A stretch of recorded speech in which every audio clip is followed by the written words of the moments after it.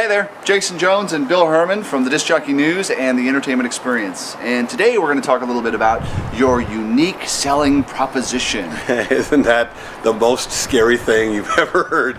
Your USP. You must have a USP. What is your unique selling proposition? Gotta be good. Get it, man, because you don't have it. Really? Really? It's like, how do you come up with a unique selling proposition? So I'm a DJ or I'm a wedding entertainer, so how am I different from everybody else? Right, honestly. But not too different, so they think, I'm not looking for that. Well, people ask me that all the time. How do I come up with that? What's unique about me? What's not unique about you? Honestly, I mean, come on. People don't go see comedians for their jokes. Right. Honestly, you ever seen somebody go and see Bobcat Goldthwait because they wanted to go see Bobcat Goldthwait's jokes? No, they went to see Bobcat Goldthwait. They don't go see Jason Jones, DJ at Jimmy's Bar, okay, to go listen to the music that he plays. Anybody can play music. They go to see Jason Jones, not Jason Jones's music.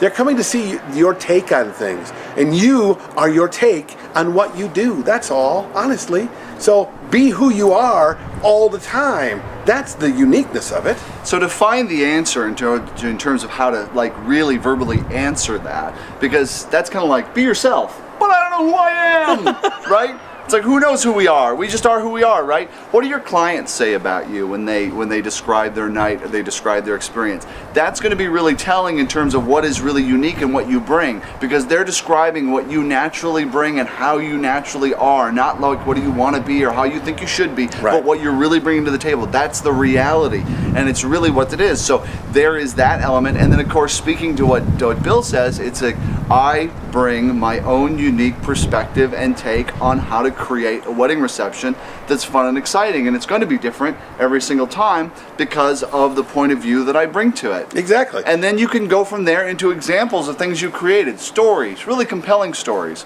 Honestly, too, if you want to do the intellectual work of the whole thing, which is not a bad idea, do like my mentor and coach, Mark Farrell, told me one time. He said, sit down and write down all the things that you do. And then write down all the things that you bring. I mean, literally be specific about the things you do and the things you bring, what you say and how you say it, what you wear and what you do and how, everything. Write it all down on pieces of paper, okay? Now, cross out all the things on those pieces of paper that every other DJ does. And you've seen another DJ do anything that's on that list, cross it out. So when you're all done, you either have a list of things that you have nothing on the list, or you've got a few things on there that are exactly unique to who you are. There's some intellectual work you can do. That takes some time, but it does work. Now, if you want to communicate specifics, you could do that. But honestly, what I do now when I sit with a client is I'm bringing me to the party, okay? And if I'm sitting in a sales consultation and I'm not being me, then more than likely I'm not getting this kind of a thing or this kind of work. So, and what are you doing? I'm showing my list. I know it looks like nothing, but there's really something here. See, this is Jason Jones, and this is his take on what I'm saying.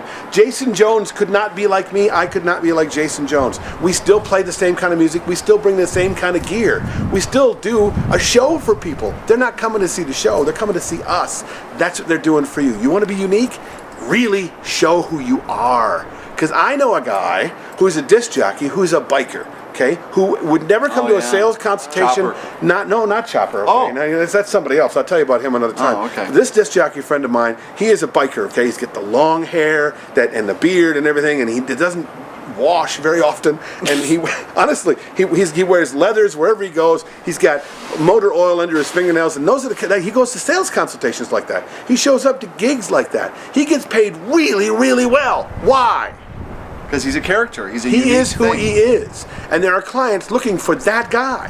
There are people looking for you, and they're willing to pay for it, okay? So be who you are, and be unafraid of it. And be unafraid of to not talk about all the things that everybody else does, because what they do doesn't matter. Right. It just doesn't. Because when you're talking to somebody in a sales meeting, they're in a conversation where they're going to choose you or not choose you. Right. Regardless. There's nobody else in the room with you. You're not lined up. It's like, excuse me, Bill's done.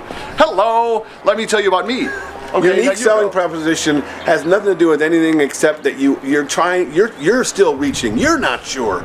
You're not sure. Look in the mirror. Honestly, you are. There's nobody like you. Nobody. And you rock.